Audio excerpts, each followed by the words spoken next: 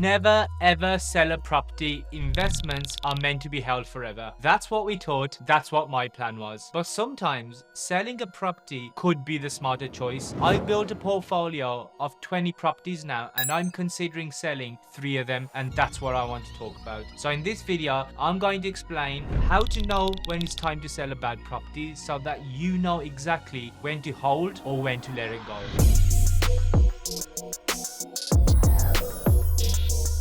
Now, before we start, let me get one thing clear, right? In most cases, buying, renting, and holding onto a property is the best strategy when it comes to long-term wealth. Because if you think about it, the majority of the money that you make from property, it will come from the price of the property going up over the long term. So if you sell that property like within the next few weeks or months, then you don't get to reap the rewards of that property. Somebody else will, the person you're selling it to. But the key word I used is most cases, and that's essentially what I want to dig deep into, because I had no intention of selling any of my properties, but it just, as you get more experience, you start realizing that not every advice that you're given should be taken literally. There's always little nuances, there's always special cases, and that's what I'm going to talk about. And because I had intention of, holding on to the properties as long as possible, I never really imagined of making this video. But there are 2 or 3 properties now where I'm thinking, actually, it's just better if I just sell them. And I know I put how to know when to sell a bad property. That was just to get a few clicks, guys, on this video. Not all of them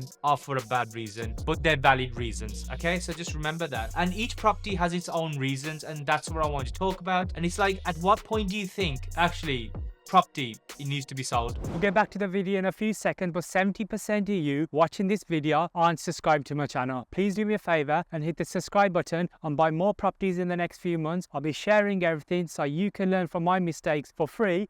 Anyways, back to the video. So what I'm going to do, I'm going to start off with some of the most obvious red flags of a property, with the first one being negative cash flow, which basically means that if your property is consistently, it's costing you more than you're earning, it's a red flag. Now, thankfully, I've only had instances where some properties will negative cash flow for a month, or even let's say a couple of months, a worst case scenario, because of a repair or if there's been a slight void in getting a new tenant in, right? That's completely normal. But when I'm talking about negative cash flow, I'm talking about year after year, months after months, where essentially the property has never really made any money, or over the long term, it's made you less money than it's cost you, right? It's taken more money out of your pocket than put more money into your pocket. And when you really start looking at it, why does a property start cash flowing negative? It's rarely because, well, for me anyway, it's rarely because, oh, the tenant hasn't paid, or you're not getting enough rent for it. I've never had that. The main reason for me is maintenance, which brings me to the second red flag, which is if a property has high maintenance costs. Now, I'm experiencing this as well, because my second property, which I bought in 2019, I've talked about it before. I was a rookie, right? I didn't really know what I was doing. I bought a property with a damaged roof. At the time, I didn't know I bought a damaged roof, but a few months down the line, I really did, because then I started getting pictures of my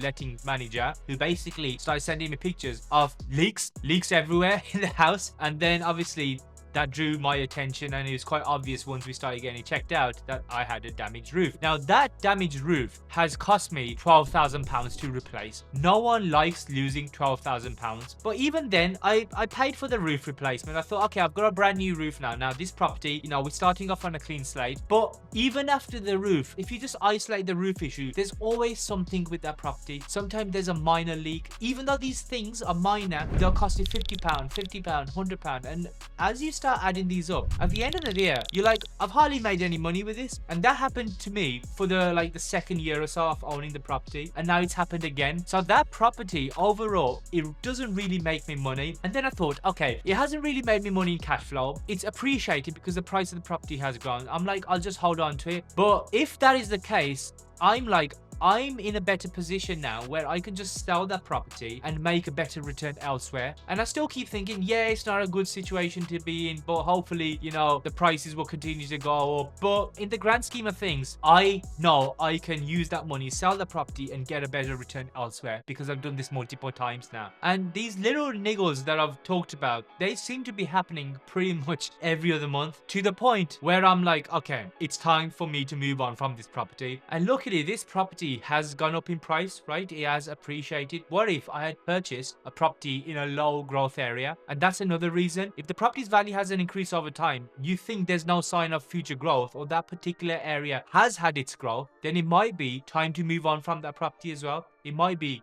time to get rid of it. And to be fair, this one's a tricky one because capital growth, it tends to happen over a long time, right? It doesn't just happen straight away. So you can't just judge it based on a couple of years or say like you could with maintenance costs. But if you think the area you've invested in doesn't promise, right? It's not showing any promise, then it could be time to let go. I personally invest in the Northeast where historically, right, capital growth has been quite poor. But over the past 5 or 6 years or so, because of the affordability, more investors are, including myself, they're going to that area, which has slowly started to increase the demand, which means slowly the prices of the properties are going up in the Northeast. Because if you think about it, the South and the Midlands, they've all had their boom. The Northeast really historically where prices still haven't recovered from the 2008 crash, or took a long time to recover from the 2008 crash. So that's why there's a lot of like reports like the Savills report and Hampton's report, which are basically predicting for the Northeast to have its, you know, capital appreciation period, because it's almost like it's playing catch up to those areas. So I'm not personally worried about my area not being in a high capital growth. And whilst we are on the topic of areas, maybe you're finding that the area you're investing is in a decline, right? That can happen, right? And if you think that things are set to get worse before they get better, then it could be time to sell. I'll give you another personal example. Though I invest in the Northeast, I live near Wolverhampton, or I used to live in Wolverhampton. That area in general, yeah, the prices do go up in Wolverhampton, but it is really an area in decline at the moment. I think Wolverhampton as an area, right, this is just my personal opinion, has set to get worse before it gets better. So if you're like looking to invest in Wolverhampton right now, right at the start of your property journey, then it may not be the best areas for you, because for you to like reap the rewards of an area like Wolverhampton, you have to go through its decline first. So I'm just giving Wolverhampton as an example, right? But this could apply to many other areas which were better, they're just getting worse and worse. So the second property I'm considering to sell is a strategic reason, and actually it's got nothing to do with the financials. In fact, this property is my highest cash flowing property because it's a HMO. For context, this was one of my first few purchases. I think it's like my third or fourth purchase, and since we've had it,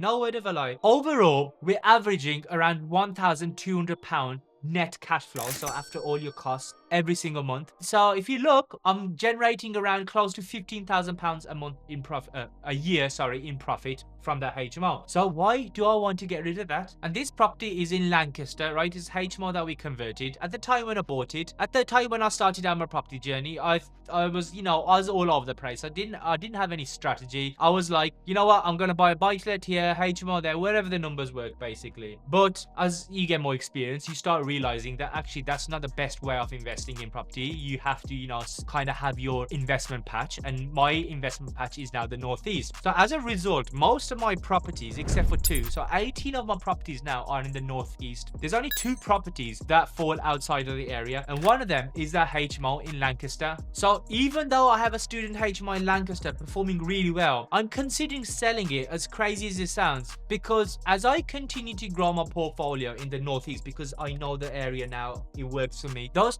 1 or 2 properties in a different area I know will eventually cause me problems, because I don't know Lancaster as an area. I don't have my power team there, and whenever an issue does happen with my HMO, no matter how small it is, I'll be honest, it always makes me anxious, because I feel like I don't have much control. When something happens in the Northeast, because I've got experience there, because I've got power team there, my company's there, my deal sourcing company's there, then I've never got anything to worry about, because I know all it takes is 1 phone call, 1 WhatsApp or a text, and the problem is sorted. When a problem happens in Lancaster, that's not the case. I have to do the chasing around, even though I do have a management company. It just, obviously, that management company doesn't have really much of an interest to, basically get to me as soon as possible, because they've only got 1 property with me. So I've started to think to myself, is that property a problem property in the future? Not now, but is it worth me considering selling? I've made some good money. I've already won the game with this property, so kind of quit while you're ahead kind of thing. And I always see people invest all over the UK, 1 property in the Midlands, another one in Wales, next one in Manchester. Manchester. And honestly, I don't know how they do it. Yes, you can have a management company in place, which is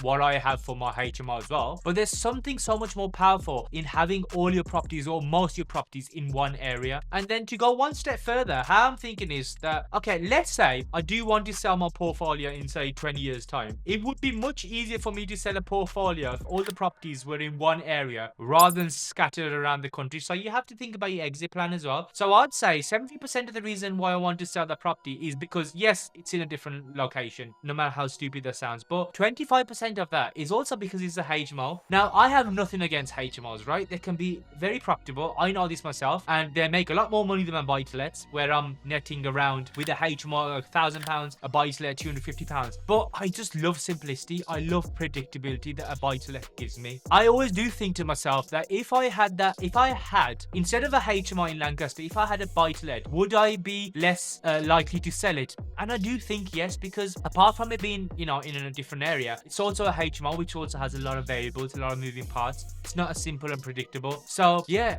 HMOs, I do believe they're a good strategy for cash flow, but I'm not really optimizing my portfolio for cash flow. I'm optimizing my portfolio where I kind of grow my money. I rely on my businesses. I have a deal sourcing company. That's where the majority of my money comes from. And I basically invest in property for the long-term growth. For basically in 10 years time, it'll be something meaningful. I don't use my portfolio to generate me cash flow. I'm not optimizing for that. If you were optimizing for cash flow, maybe you want to replace your 9 to 5, maybe you want to basically quit your job and you want to supplement property with an additional income so you can basically live the life that you want, then maybe yes, you do need a higher cash flowing strategy. Don't take my advice for it, or don't start thinking, oh, BJ says HMOs, he doesn't like HMOs, so that means HMOs aren't good. No, HMOs are good. It doesn't work for me, where I am in my life, where I am in stage, and according to my priorities. So always remember that. Yeah, and just remember that this me preferring buy-to-lets over HMOs is a completely personal preference. I like to keep things simple. I like things streamlined. Yes, I could make a lot more money if I had a lot more HMOs, but that's not the game I'm trying to play with property, right? I'm not looking for